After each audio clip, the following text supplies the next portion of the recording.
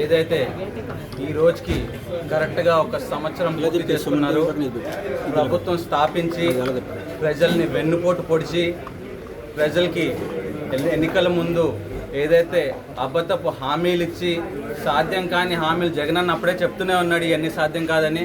పాపం జనాలు నమ్మి ఏదో ఇవన్నీ హామీలు ఇచ్చేస్తారేమో అని ఈసారైనా చంద్రబాబు నాయుడు మారతాడేమో అనుకుని నమ్మి మరి ఆయనకి ఓటేసి ఆయన్ని గెలిపిస్తే ఒక్కటంటే ఒక్క హామీ కూడా అమలు చేయకుండా సూపర్ 6 అన్నారు. సూపర్ 6లో ప్రతి ఆడపిల్లకి 1500 చొప్పున ఇస్తా అని చెప్పారు. లేదా మన లోకేష్ గారు నిరుద్యోగ అభివృద్ధి అని చెప్పి ప్రతి నెల 3000 ఇస్తా అని చెప్పాడు. లేదా ఉచిత సిలిండర్లు అని చెప్పారు. లేదా ఉచిత బస్ అని చెప్పారు.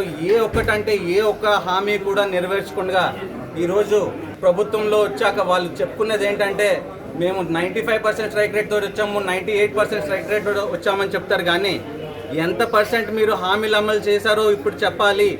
అదే జగన్మోహన్ రెడ్డి గారు అయితే 98% మేనిఫెస్టోలో చెప్పింది తూచా తప్పకుండా చేసి చెప్పినయే కాకుండా చెప్పినవి కూడా చేసి మరి ఎలక్షన్కి వెళ్తే మీరు బూటక అబద్ధాలన్నీ చెప్పి ప్రభుత్వంలోకి వచ్చిన మీరు ఈ రకంగా సూపర్ 6 హామీలు ఏమీ చేయకుండా ప్రజల్ని వెన్నుపోటు పొడిచినందుకు మా గౌరవ అధ్యక్షులు శ్రీ జగన్మోహన్ రెడ్డి గారి పిలుపు మేరకు ఈరోజు మా అందరం రోడ్డెక్కాము.